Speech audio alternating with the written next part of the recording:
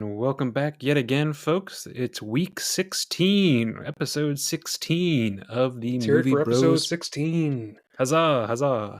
Again, this is the Movie Bros podcast. We are your hosts with the mosts, Duncan Are and we? Hayden. Sure, yeah, that's what I'm saying. Okay. I wasn't sure we were the hosts with the most, but yes, we are Hayden and Duncan and Hayden, great and terrible gods.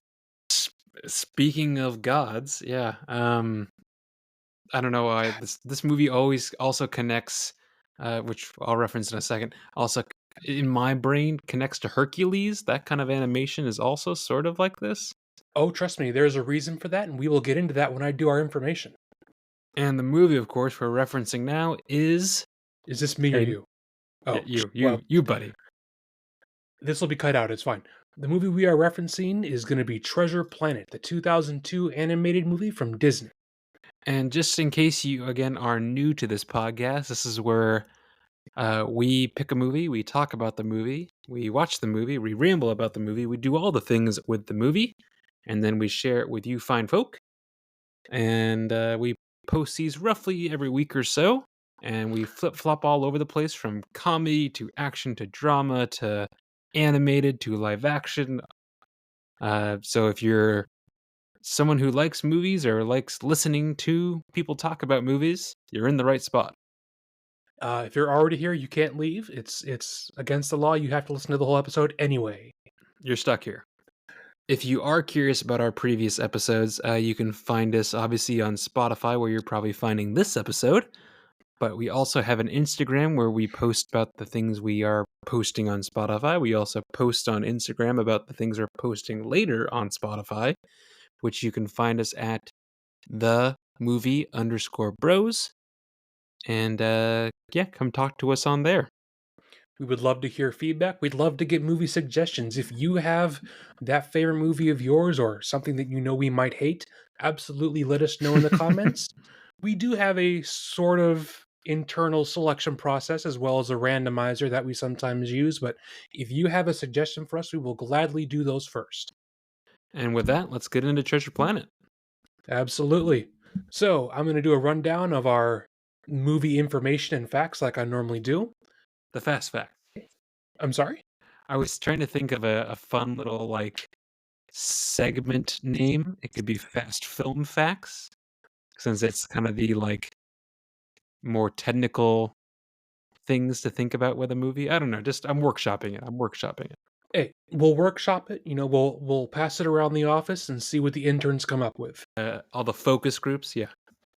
We'll bring in the think tanks. So, here in our fast movie facts.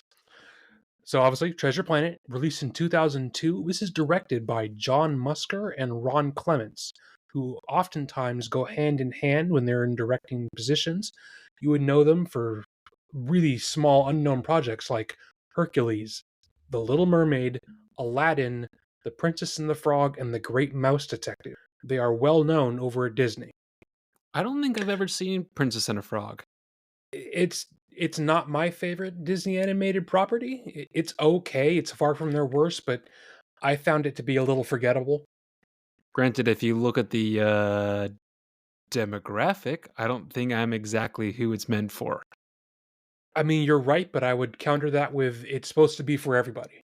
Okay, I'm just saying. In any event, and while those two often go hand in hand with directing, they also tend to write the movies they direct as well. So they have writing credits along with Ted Elliott and Terry Rossio. And you would know them, maybe not by their names, but you would recognize their work as they have written the first three Pirates of the Caribbean movies, the first Shrek, The Road to El Dorado, The Mask of Zorro, and both the recent silly Godzilla v Kong movies. Wow. They've been around. They're all over the place. And then obviously this is adapted and modified from the book by Robert Louis Stevenson. Just off the back, before we get into this, when we watched this movie, Hayden and I, we quickly saw the trailers that came with this, and I thought I just want to touch really quickly on these. But Oh, first, absolutely. Go through it. Make me feel old. Come on. I mean, old, but not. I don't mean, I don't know. Brother Bear, which I feel like Hayden and I talked about this, but I feel like this is like a kind of under the radar. Like a lot of people knew it happened, but kind of forgot that it happened. Movie, So and I there's have a whole section about this later, but really absolutely can continue. Oh yeah, yeah, yeah. okay. There's like a whole like history lesson about 2D and 3D animation and the projects that were released around that time. Okay. Finding Nemo was also a trailer, which, wow, now I feel old because I think that might be one of my earliest movie memories. Sure. Atlantis 2, which looks terrible Well, compared to the first one. The the first drop one's in quality fantastic. from Disney's straight to DVD releases are always extremely noticeable. Like the Mulan sequel, I think there's like four more Sleeping Beauties. They're not good. Either way, I think those are the oh no, and there was the Bionicle Mask of Light, which was Oh fucking awesome, dude. God, I remember Bionicles. You could get them in like little tubes, and they had the ones Mm-hmm. where you could roll them into a ball. Oh, those Mm-hmm. were so cool. Well, it was superheroes before superheroes. It was like Kinda, yeah. it was like an off-brand, like if you were trying to make a superhero out of Legos without being like, "Oh, this is Captain America." I don't it was really, as a kid, it was super, super cool. I have Uh, very fond memories of playing with those when I was younger. Yes. mhm. So, my last bit of info are just the voice talents that you'll hear. Oh, sure, go So, for it. Jim Hawkins, the male main character here, is Joseph Gordon-Levitt, who you recognize from plenty of projects.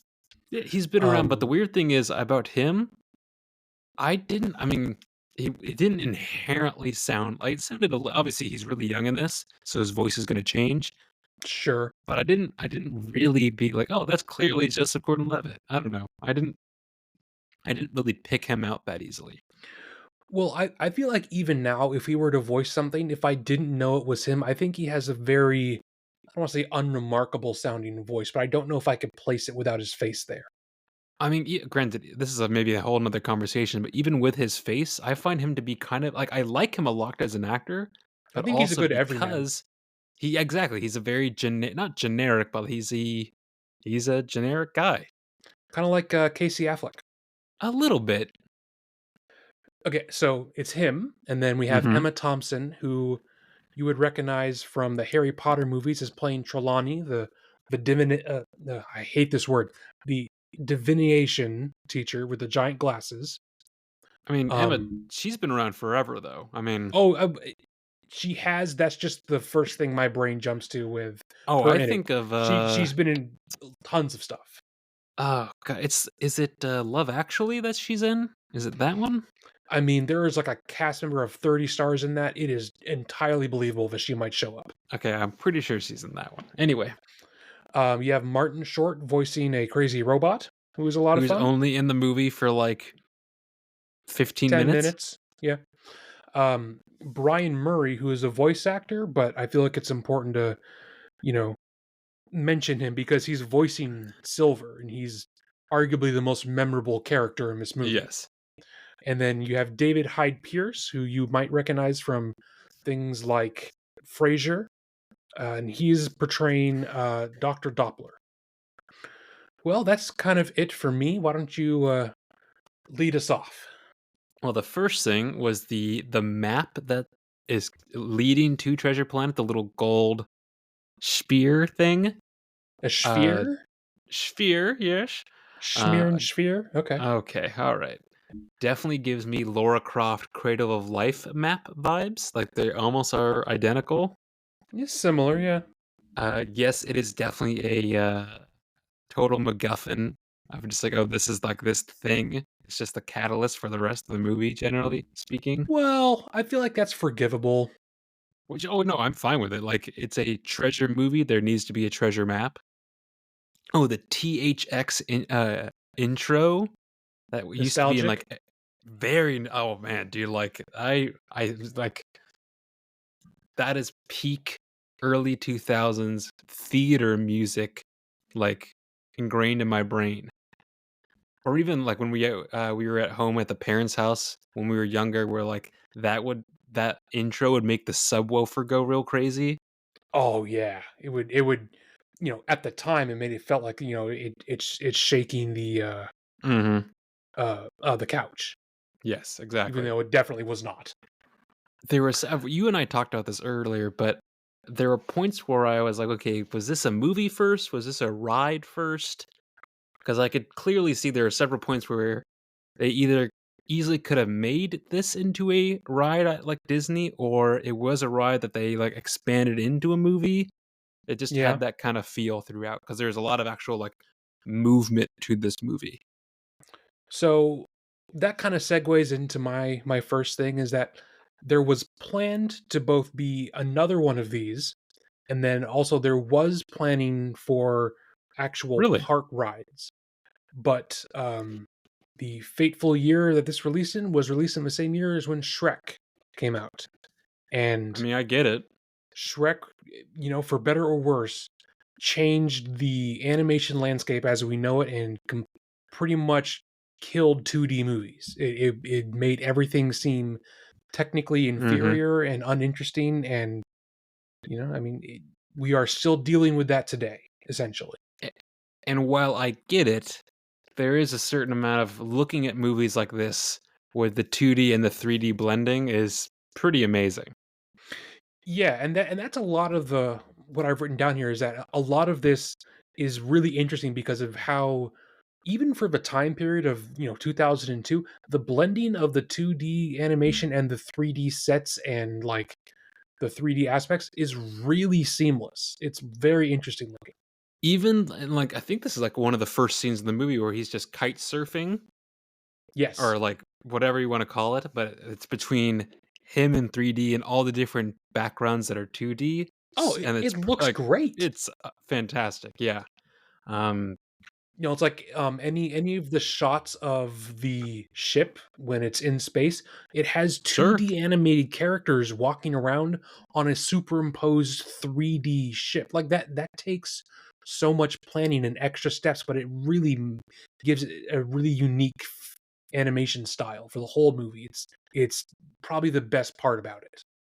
I did say, like in my notes specifically, I said would have been entranced as a kid. Wowee! Like there's Yeah. the Wowee.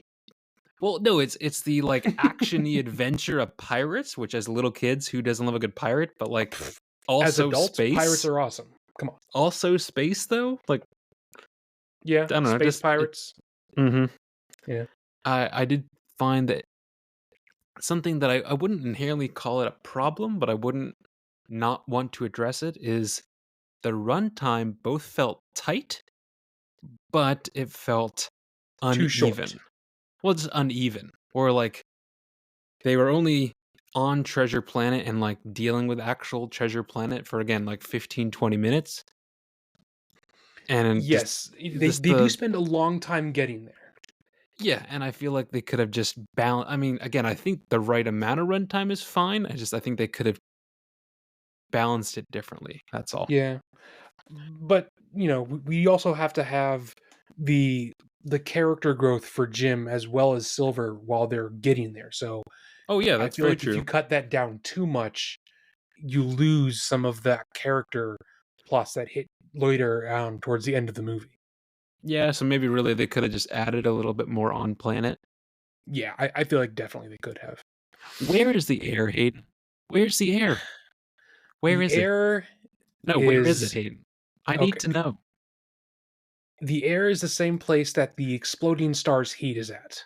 It just God. So Okay, what we're talking about is whenever they're in space, they are just on walking a around on the ship, ship, and there's on a no ship on a with wooden sails. ship with ship. Again, the sails With are like shit? solar sails, which are cool, but like yes, there is no air. There is no explaining why they're able to fly so close to exploding stars and not just be burned to a crisp. It is. Did you recognize the scene where the star explodes and they use that to push them out of it? I Did you know I recognize that? recognized it from something, but I couldn't put my finger on what it was. It's Star Trek. The first one they did the literally the exact same thing. Oh, when you say Star Trek the first one, I'm thinking Star Trek the motion picture from like No, no, no. the The first 80s. one with Chris Pine. Right, so Abrams verse. Yes. Like Yeah, it is almost it is shot a for shot similar did the shot. exact same thing. Yeah. I will say, maybe I'm just partial to it, but between his outfit and his dope haircut, You mentioned uh, several times during the movie like, dude, "Oh man, I want to take this guy's fit." I was like, Halloween fit right here. I'll wear this. And also your hairstyle is also pretty similar to what he already has. I Granted, just your need a hair is a little little bit more baby. curly, Hmm. but it is I need very a similar. I need a baby ponytail as a thing, but then I would be afraid that I become Anakin uh Skywalker. or Obi-Wan when he's he's training under Listen, Attack of the Clones hairstyles don't look good on anyone. maybe not. Except for Ewan McGregor. I mean, he looked great in that, but I Ewan McGregor looks great in everything, dude. I mean, he looks kind of more Jesus-y in that. Famously, yes, he does. I do feel like every Disney movie of any time, even back then, now, is gonna have some montage somewhere in it, just to like A, have some pretty music to go with the animation, but B, to like push along the plot so you can see a lot of things happening in a short time. And Well, this you was got to remember no your no audience. stranger to that. Yes. If your audience is kids, and in this and in this deal, maybe preteens. Even for when this was released in 2002, people didn't have the longest of attention spans. I think if you didn't have the Jim cleans the ship montage in the middle of this, it would drag out a long time. Oh yeah, no, I'm not saying it's not needed and it doesn't work. I'm just saying like, oh, I can basically guarantee any Disney or animated movie is going to have something like this somewhere in it. And it's just clearly what a difference if you juxtapose it to 1917 that we watched last week where it's only like continuously shown, it's no montage. That's That's all. very true. Yes. I've I don't know if what are your thoughts are on this, but I found it like an interesting choice for a very much a kids movie to go with the absentee dad vibes for Jim, where like his dad like left. I don't know. So I'm actually not surprised, because Disney is almost cartoonishly well known for having absentee fathers and or mothers in every single one of their projects. There is no Disney movie that stars a kid or a teenager that has a functional family. I think that's true, but I don't know. It's something that I notice more in this one than others for whatever reason. Well, I mean, the reasoning is because they dedicate so much of Jim's character is that he'd grown up without a father, and he's a confused and rebellious young person. Because Sure. it's Uh more front and center here than it would be in something like Frozen, even though they kill the sure. parents off there. Sure. I thought okay, I take two stances on this, the whole monologue of chart your own course. A, I like it as like a little motto. It was a little cheesy, a little heartstring tugging. Um, Comes with the territory. yeah, it comes with the territory. But I do, yeah, I don't know. I go back and forth on if I actually like that whole bit or not because they come back to it at the very end, of course. Um, I think the fact I that don't they know. do it twice is a little much, but I don't mind that they do it at all. I feel like that is the relationship between Jim and Silver, and it makes sense for Silver to do that. It didn't feel out of place. It did feel a little bit, soap opera y, but it wasn't too bad as Hmm. far as I'm concerned. No, yeah, that's more or less how I feel about it. Um, wow, are there so many painted backgrounds in this? Jesus Christ. Oh, I love him so. I mean, they're I'm a pretty. huge fan of science fiction paintings and art and things Mhm. like that. It's just pretty much all of these scenes that take place on the planet, I would buy them as framed cells. In fact, I'm probably going to search that on eBay after we're done with this. Dude, It's I bet so nice looking. not even just Treasure Planet, like, I bet if you just searched I don't even know how you'd search it, like, but Treasure Planet adjacent, just cool, like, science fiction-y world paintings, there's probably a huge market for it. There absolutely is, yes. What else you got? So my first block thought here Hmm. is a little bit of the history tidbit that I was going to share. Yeah, get Um, into it. so this came out at a time when Disney was much more open to experimental stuff. And what I mean by that is this released in the same couple year window as Atlantis, Emperor's New Groove, Mulan, and Brother Bear. And the reason that happened is they wanted to start making Bugs Life and they wanted to teach all of their animators how to do 3D animation. And so what they did is that they split them into two groups. Group B, you have to go down to Miami to our big animation center there, and we're going to teach you how to do 3D modeling and 3D animation. Anyone who isn't the Miami team, you get to stay Hmm. in California, and if you have any more odd pet projects, this is your time to make them because we will most likely not go back to this style of animation afterwards. And so you have a lot of really less marketable than what their normal strategy would be. Things like any princess movie. They don't really release a whole lot of musicals within this amount of time, and they release a lot more of what people almost sometimes misremember as DreamWorks projects because they're a lot more different and varied. I kind of wish this time period had lasted longer because when I think of Disney movies that stand out, at least to me, because granted I've never been into the little princess thing for super obvious reasons, but like I think of things like Atlantis. I think of things like this. Those are the movies that really broke the Disney mold, as it were, and were more interesting. Yeah, it's there's some of these movies. I mean, I think it's maybe just yours and my childhood, but like Titan AE, Oh this, yeah, uh, Atlantis was a big one for me.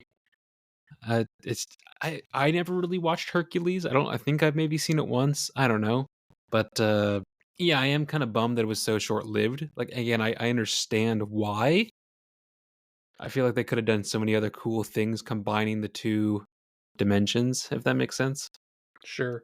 Actually, now that you mentioned Titan AE, I'm gonna write that down on our list because I would love to rewatch that. I Yeah, have I'd very rewatch fond that. memories of watching that at home and absolutely being enraptured by the blending of the 3D animation that also has in a very similar aspect to Treasure Planet. Sure. I mean, I remember making models of the like blue energy aliens from that. Oh yeah. And we had the toy of his spaceship where if you like push the nose in, the like little wings would pop out and you could Oh, play that's with it like right. I that. forgot about that. Yeah, that thing was cool. So what else do you have written down? Let's see. The space I always love a cool like space gun. Those were fun looking. Oh, these I don't know where I would put it or what I would do with it, but the space skull and crossbones flag, It's a very pretty cool dope. design. It's a Pretty very cool cool design. design. I would get it, but I don't even know what I'd do with it. I mean, I'm sure it's a shirt somewhere, but you would have to not buy it from Disney. You would have to find that like third party on like Redbubble or something. Like Mhm. Disney doesn't sell much merchandise for this movie. I can't imagine why. Well, yeah. I actually I genuinely can't imagine why. Because Well, I could this was see popular maybe when it came out. now. It got nominated for Best Animated Feature. But like, Well, yes, I don't but I know. can also see Yes, like maybe maybe not more now. nostalgia vibes. No, I'm saying maybe more now because of nostalgia for it. Maybe. I'm just thinking there's It probably, merchandise from the era kicking around on the internet somewhere. sure. eBay's there for a reason. Me and eBay are good friends. Trust me, I'm aware. So, a couple things I've written down here. The animation on Long John Silver's hand, because he has a robot arm and like a gear laden peg leg and things like that, is incredibly smooth. And sometimes that's because it's a 3D object, but that's mostly for like far away shots. Whenever there's clips of him in the kitchen making food or he's chopping things, and he's got different attachments coming out. It is hand animated. It's incredibly intricate and smooth and beautiful looking, and it really highlights how much care was put into this to make it Well, look unique. it's unique, but it's also what a cool device where they can do so many different things with it. Because yes, obviously it's a hand, it's a sword, but there's so many different cool things, even as a kid, that you'd be like, oh, now his hand is this, now his hand is that. I did like that they could have just given him a plain robot hand just to give him a robot hand, but they went ahead and they made it look functional, made it look more interesting other than just metal fingers. I will say the generic, like, spider dude. Eh, Yeah, eh. he's more work could have been put into the rest of the pirate crew Yeah, aside the from rest Jim. are kind of generic, like, we're a alien, and that's it. Yeah, aside from Jim and Silver, Dr. Doppler and Emma Thompson's character, whose name keeps slipping my mind, everyone else is very undetailed. They're very uncreative. They're just kind of hulking and look like background characters, which they Granted, they are, are background characters, so it but doesn't like overly matter. it is noticeable though. Can we talk about the mom? Do you want to talk about the mom? I want to talk about the mom. Duncan, please talk about the mom. I've been dying to hear you talk about the mom. You referenced this when we watched this, but generally, Disney or just animated always put the like maternal female figure in a very specific proportion, maybe is the right way to say it. Either She's way, not quite she, Elastigirl in this, but Duncan definitely is like, oh, the mom's cute. mom's cute, dude. She's a babe. She's a hardworking lady who also like I is think cute. I think she's just brunette, man. Whatever. I'm just saying it's a trope that they use over and over again that I'm fine with. That's all. Sure, sure, sure. So looking through my document here, I actually had less to say about this, which is weird because I really do like this movie a lot, but I didn't write down a whole lot of things. One thing I did mention is that this has James Newton Howard on the music. And again, that might not be someone that the wider public is going to recognize his name. I love his music. I have a bunch of his soundtracks physically, and I actually own Treasure Planet physically, both the movie and the soundtrack. It's super fun adventure music. It it's really reminiscent in some ways of Chicken Run, which he also worked on. Interesting. Yeah. How do you feel about Ben the Robot? I feel like he could have been so much more. And again, I think this just goes back to where they could have just given more time to time on the planet where he is at. I don't know if he was really needed. So Ben is an original character from the book, so it would be weird if he didn't show up. Hmm. Granted, he's obviously not a robot in the book, but if he wasn't here, it would look like a strange adaptation. I also think that if we got more of him, he would just cross over that line into becoming annoying. I Yeah, think I could I see think that. for the 15-20 minutes he is actually on screen, he is tolerable, but I feel like any more than that would have made him irritating.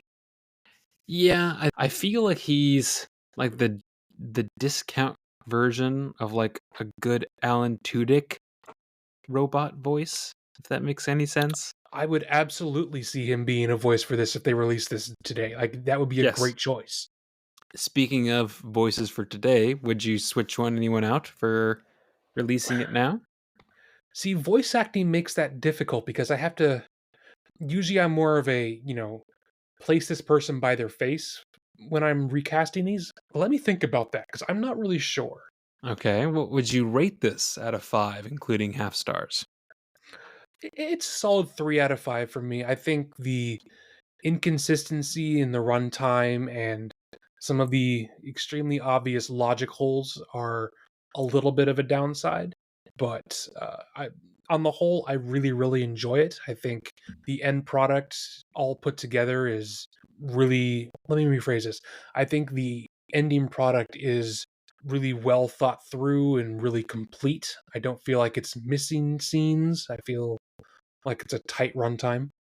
Yeah, I agree on both the rating and the reason why, which I sooner feel or like later if you and if I it will. if it took less time to get going, we would have more time on the planet, and that would, I think, make it higher for me.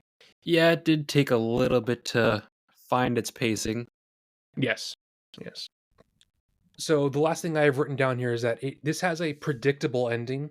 but Sure, it's a of course. satisfying one. Just because it's what you expect doesn't mean it's a bad thing. It just means that you weren't surprised. It just means you were fed what you wanted to have. Yeah, yeah. I don't really have an issue with how it ended, but yeah, I kind of knew it was going to end that way. Yeah, that's kind of roughly all I had. Is that roughly all you had, Hayden? I mean, more or less, other than um, I would recommend this to pretty much anyone. There's no Mm-hmm. like, I'd agree. I guess I guess I wouldn't use the phrase offensive content, but like, there's no, this isn't going to scare kids. It's not going to bore people too much. It is light and fun, and doesn't get too deep into really anything, but it's a good time all around. Sure, if you've got what 90 minutes or whatever to kill, Roughly, yeah, you could kill it in a worse way than this. So absolutely. I will say, I know you like that song. I I hate think that I song. okay, I can't so stand it.